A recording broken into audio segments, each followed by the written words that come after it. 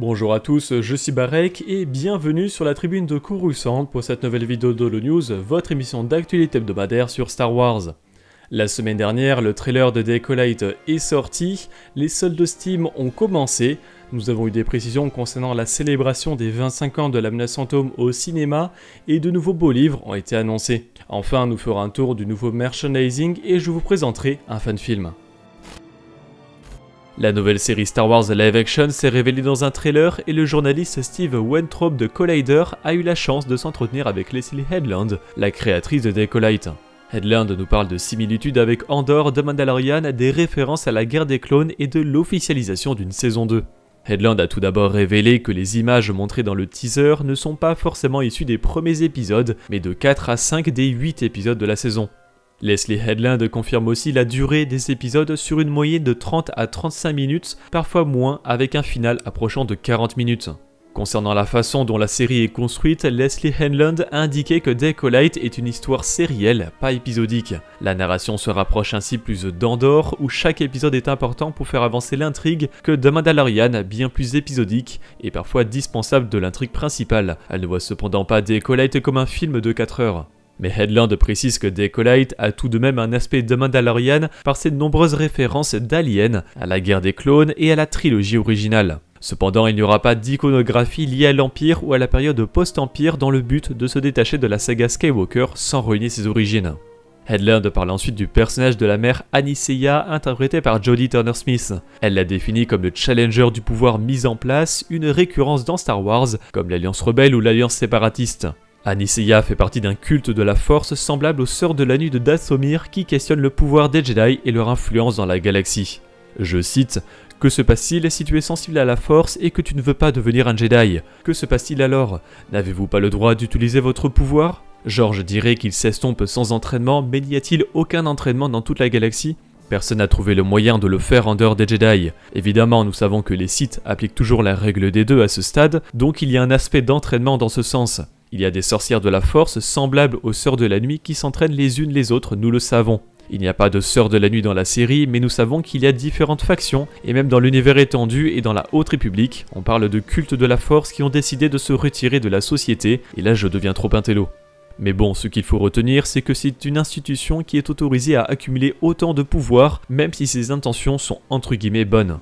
À propos de la scène dans laquelle plusieurs Jedi allument leur sabre laser en même temps, Headland précise que ce ne sera pas une récurrence dans la série. Je cite « Lorsque je pensais aux Jedi à cette époque, je me disais qu'ils ne sortiraient pas très souvent leur sabre laser. Il n'y a pas de droïde de combat, il n'y a pas de sabre laser.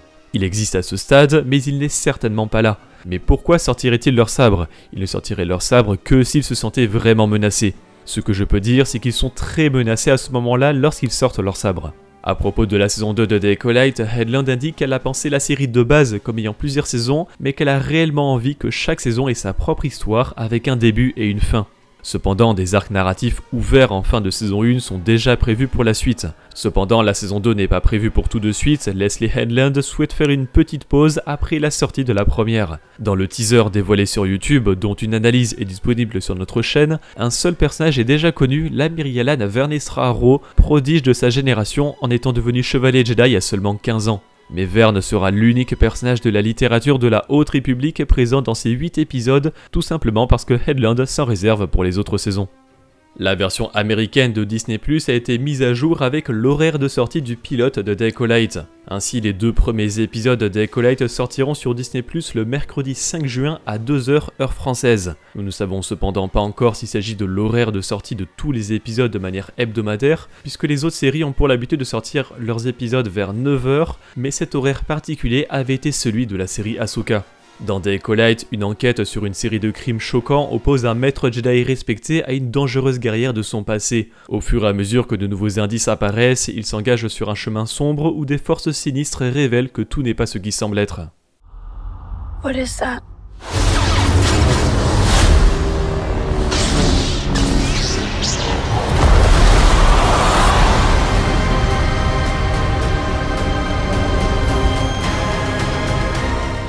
Voici un nouveau spot TV de The Bad Batch saison 3 intitulé Water avec de nouvelles images inédites.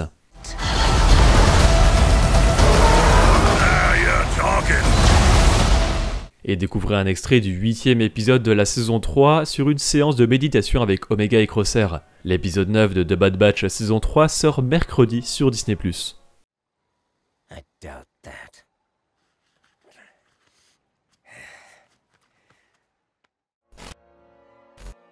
Les soldes de la plateforme Steam sur PC sont enfin arrivés et disponibles jusqu'au 28 mars. Retrouvez ainsi des réductions sur Battlefront Ultimate Collection, Battlefront 2 Celebration Edition, Jedi Fallen Order, Jedi Survivor, Squadrons, Lego Star Wars Le Réveil de la Force et Lego Star Wars La Saga Skywalker.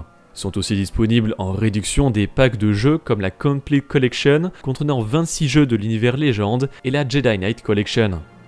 Outlaws est un jeu d'action-aventure développé par Massive Entertainment et Ubisoft où le joueur incarnera Kay Vess, une hors-la-loi en quête de liberté et de moyens de commencer une nouvelle vie. Avec son compagnon Nyx, il se lance dans des missions très risquées et très rémunératrices pour les syndicats du crime de la galaxie. Outlaws sortira cette année sur PlayStation 5, Xbox Series XS et PC.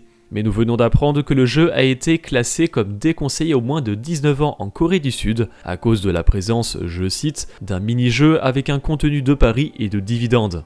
L'histoire d'Outlaws tournera évidemment autour de la pègre et le jeu d'argent aurait totalement sa place.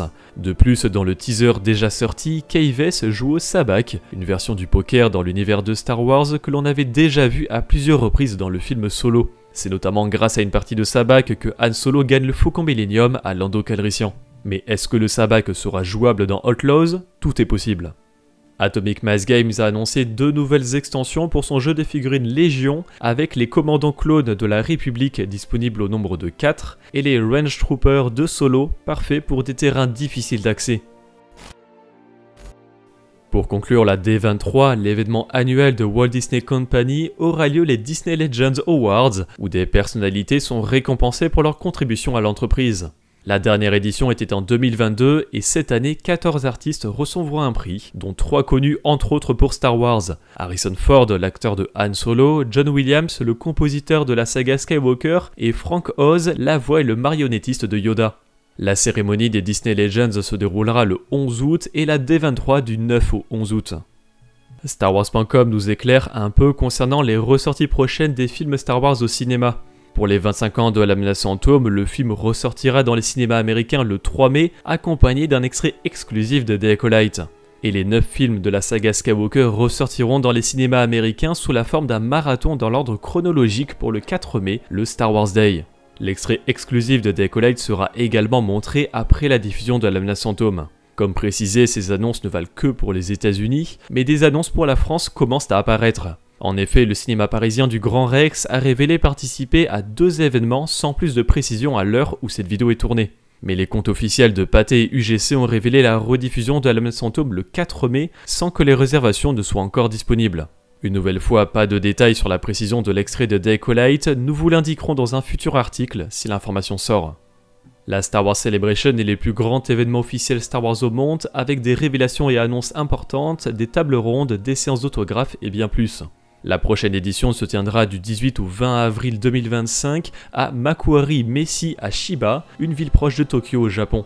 Il s'agira de la première Star Wars Celebration organisée au Japon depuis 2008 et StarWars.com nous révèle l'illustration officielle de l'événement, une image mêlant l'iconographie de Star Wars à celle de son pays d'accueil.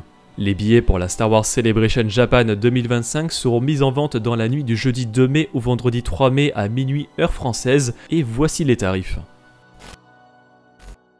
Insight Editions annonce la sortie d'un nouveau beau livre qui prendra la forme d'un bestiaire. Il s'agit visiblement du premier volume de la série Bestiary centré sur les espèces non intelligentes de Star Wars. De Naboo à Hoth, de Tatooine à Kashyyyk et au-delà, Star Wars regorge d'espèces étranges et de créatures monstrueuses. Plongez dans la vie, l'habitat et le comportement des créatures non intelligentes de la galaxie grâce à des illustrations originales et détaillées et à un texte descriptif. Wampa, Banta, Porg, le redoutable mythosaure et bien plus encore.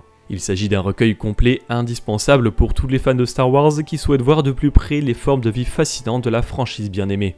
Bestiary Volume 1 Non-Sentient Species sortira le 1er octobre en anglais. Mais Insight Editions a également annoncé un autre beau livre qui retracera le parcours de Dark Vador, autant dans les histoires des différents supports que lors de la conception du personnage. Le synopsis est le suivant. Aucun personnage de Star Wars n'a autant marqué la pop culture que Dark Vador. Depuis ses débuts dans le film original de 1977, Dark Vador reste l'un des éléments les plus emblématiques, les plus durables de la saga. Icons Darth Vader retrace le parcours du personnage de sa jeunesse dans les premières ébauches de Star Wars de George Lucas à la chute tragique d'Anakin Skywalker vers le côté obscur dans la prélogie et au-delà. Icons Darth Vader sortira le 5 novembre en anglais. La vague 10 de la The Essential Legends Collection est disponible en précommande sur Amazon avec les nouvelles couvertures. On y retrouvera 501st An Imperial Commando Novel de Karen Traviss, premier roman de la série Imperial Commando, The Lando Calrissian Adventures de L. Neil Smith, compilation des romans Lando Calrissian and the Mind Harp of Charu, Lando Calrissian and the Flame Wind of Ocean et Lando Calrissian and the Star Cave of Son Boca. Et enfin Iron Fist d'Aaron Alston, deuxième roman de la série Red Squadron. Marvel Comics a révélé ses numéros pour le mois de juin 2024. On y retrouvera ainsi les séries régulières Star Wars 2020 numéro 47 et Darth Vader 2020 numéro 47. La fin de la mini-série Jango Fett numéro 4, la suite d'autres séries avec Darth Maul Black, White and Red numéro 3 et The High Republic 2023 numéro 8, et le début de l'adaptation en comics de la série Ahsoka. Et côté extrait des comics, retrouvez-en pour Darth Maul Black, White and Red numéro 1, Obi-Wan Kenobi numéro 6 et Crash Landing. Tous les liens sont dans la description. Découvrez également des couvertures alternatives pour Phantom Menace 25th Anniversary Special numéro 1. La semaine dernière est sorti sur Disney+, l'épisode 8 de la saison 3 de The Bad Batch. L'analyse des références ainsi que les critiques sur YouTube et Twitch sortiront cette semaine en binôme avec l'épisode 9 qui lui sort ce mercredi. En français sont sortis le livre audio du roman Throne, ainsi que les comics Dark Droids tome 1, les 100% Star Wars tome 6, Dark Vador tome 7 et Histoire de l'hyperespace tome 1, ainsi que les derniers volumes de la réédition légende de la première série de comics Star Wars. Et en anglais sont sortis les comics Jango Fett numéro 1, The High Republic 2023 numéro 5, Throne Alliances numéro 3 et Visions Takashi Okazaki numéro 1. Côté merchandising, Hasbro a fait de nombreuses annonces avec pour les The Black Series, le maître Jedi Sol, la maître Jedi Indara, le chevalier Jedi Yord Fandar, la padawan Jekilon et Mai assassin de Decolite, Dark Maul version Holocom de The Clone Wars, Bailen Skoll mercenaire d'Ahsoka et un pack maître du mal avec le grand amiral Throne, Dark Vador et le général Grievous. Pour les The Vintage Collection, retrouvez la princesse Leia Organa et R2-D2 d'un nouvel espoir, le maître Jedi Sol et Mai assassin de Decolite. Hasbro a aussi dévoilé son nouveau casque électronique The Black Series avec celui du Moff Gideon dans son armure de Dark Trooper de The Mandalorian saison 3.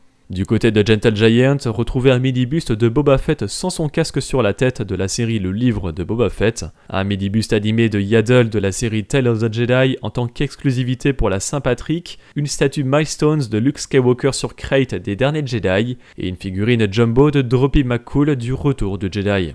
Enfin, Hot Toys présente sa nouvelle figurine à échelle 1/6 avec le soldat Sierra agent Umbra de Battlefront 2. Tous les liens sont dans la description. Et je voulais vous présenter le nouveau fan-film de la chaîne YouTube AFK intitulé The Elevator, où un Stormtrooper se retrouve bloqué dans un ascenseur avec Dark Vador. Le lien est une nouvelle fois en description. So you can't get mad if we miss a few shots.